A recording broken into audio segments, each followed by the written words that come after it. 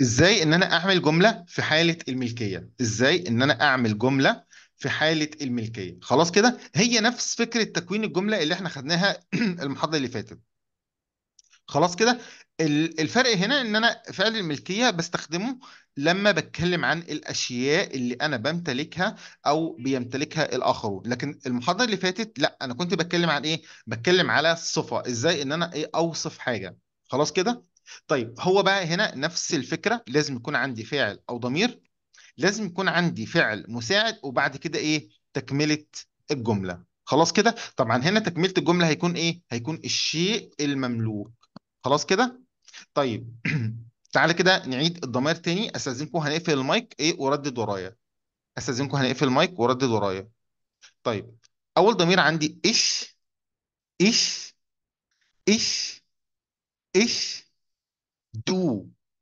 دو. دو. er. er. er. es. es. es. sie. sie. sie. wir.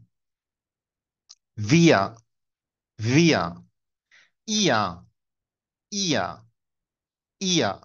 وعندي زي اخر حاجه اللي هي هم او هن، وعندي زي اللي هي مين؟ حضرتك او ايه؟ او حضرتك. طيب تمام. كل فاعل او كل ضمير من دول طبعا لازم ايه؟ لازم يجي معاه فاعل ايه؟ فاعل مساعد. طيب تعالى كده نقرا ايه الضمائر والافعال المساعده. لو عايز اقول انا امتلك او انا عندي، انا امتلك او انا عندي، هقول ich habe. ich habe. ich habe. ich habe. يبقى انا عندي او انا امتلك. انت عندك او انت لديك او انت تمتلك. du hast. du hast. du hast. طيب هو يمتلك او هي تمتلك. er hat. er hat. er hat. sie hat. sie hat. sie hat. اس دي سيبها، هنجي لها كمان شوية. طب احنا نمتلك، نحن لدينا، نحن نمتلك. wir haben. wir haben. wir haben. طيب انتم تمتلكون او انتم لديكم. ihr habt. ihr habt. ihr habt. طب هم يمتلكون او هن يمتلكن، او حضرتك تمتلك او حضراتكم تمتلكون. sie haben. sie haben. كده انا خلصت ايه؟ كده انا خلصت الفاعل، والفعل مين؟ المساعد. لسه لي مين؟ الشيء المملوك. خلاص. اول حاجه بعملها في الشيء المملوك ان انا لازم اكون عارف الارتكل بتاعته. خلاص كده. لازم اكون عارف الارتكل بتاعته. حضرتك هتدخل على الارب ديك تشوف الحاجه اللي انت بتمتلكها. خلاص. وتعرف ايه الارتكل بتاعتها. طيب انا عايز اقول لك انا عندي بيت، او انا ما عنديش بيت. خلاص كده. فاول حاجه بدخل على ارب ديكت واعرف كلمه المنزل اسمه ايه. فالمنزل اسمه داس هاوس. خلاص كده. المنزل اسمه داس هاوس. داس هاوس. داس هاوس. خلاص كده. طب تمام. انا قلت لك دلوقتي، انا بقول لك انا عندي منزل، هل انت عارف المنزل اللي عندي ده ايه المواصفات بتاعته؟ شكله عامل ازاي؟ مكانه فين؟ تعرف اي حاجه عنه؟ لا. يبقى هنا احنا هنحط مين؟ اداه نكره. واحنا قلنا ان das بتاخد أداة نكرة اسمها ايه؟ اسمها ein. خلاص كده. يبقى هنا ich habe ein وده kein ايه؟ Haus.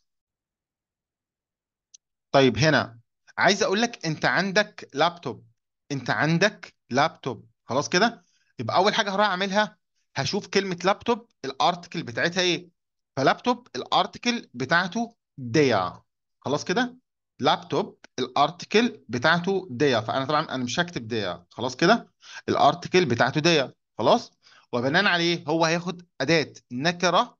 اداة نكرة اسمها ايه؟ اينن. خلاص كده. اينن ليه؟ عشان انا لسه قايل لك فوق دلوقتي ان احنا لما بيكون عندنا كلمة الارتكل بتاعتها ديا وقبلها فعل، فقبلها فعل اهو هاست. خلاص، ما بكتبش اين ولا بكتب كاين، امال بكتب ايه؟ بكتب اينن او كاينن. لو انت عايز تتكلم في تثبت يعني اثبات، فانت هتقول لي دو هاست اينن لابتوب، انت عندك لابتوب. طب انت ما عندكش لابتوب، انت لا تمتلك لابتوب، يبقى دو هاست كاينن لابتوب.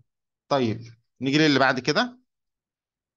هنا هو عنده ساعة، انت عايز تقول هو عنده ساعة، هو يمتلك ساعة، هي تمتلك ساعة، هي تمتلك ساعة. خلاص، فانت هتقول لي ايه؟ er hat hat، وبعد كده هو الارتكل بتاعتها ايه؟ دي، الارتكل بتاعت هو دي. خلاص كده، يبقى بناء عليه ايه؟ هي هتاخد يا ايني يا كايني. انت لو هتتكلم في الاثبات فانت هتقول ايه؟ هي حت eine Uhr، هي حت eine Uhr. طيب انت عايز تقول هو ما عندوش ساعة، هو لا يمتلك ساعة، يبقى هنستخدم ايه؟ أداة النفي. er hat keine Uhr، er hat keine Uhr. تمام كده. طيب ننزل تحت.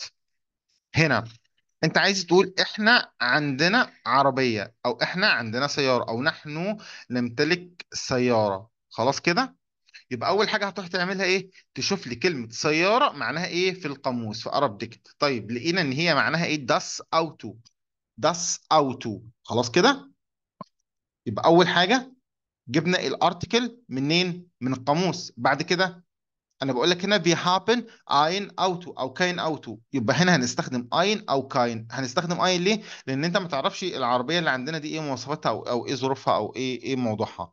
خلاص، او kein احنا ايه؟ لا نمتلك سياره. طيب هنا ihr habt ein Haus، ihr habt ein Haus.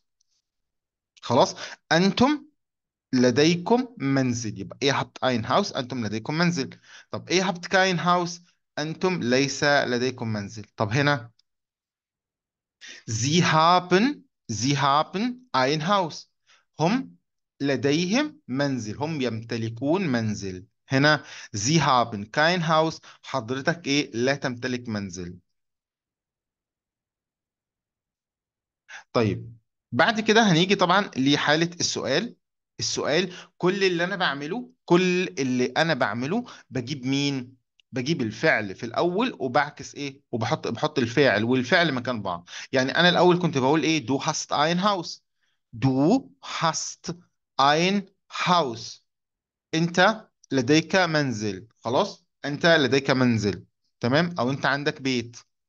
خلاص، طب انا عايز اسال، يبقى hast du ein Haus، hast du ein Haus، هل لديك منزل؟ فانت اما تقول لي ja ich habe ein Haus، ممكن تقول لي nein ich habe kein Haus. هنا ليه استخدمنا kein؟ عشان هاوس الارتكل بتاعته ايه؟ الارتكل بتاعته das. هنا ليه استخدمنا ein؟ عشان das. تمام.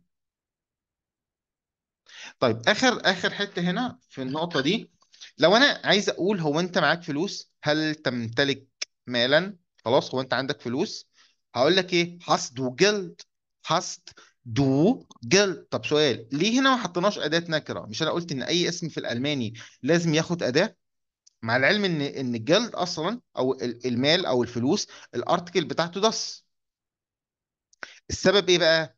ان اي حاجه تجمع، اي حاجه تجمع لا تعد، لا تعد، ما بتاخدش ايه؟ ما بتاخدش اداه نكره.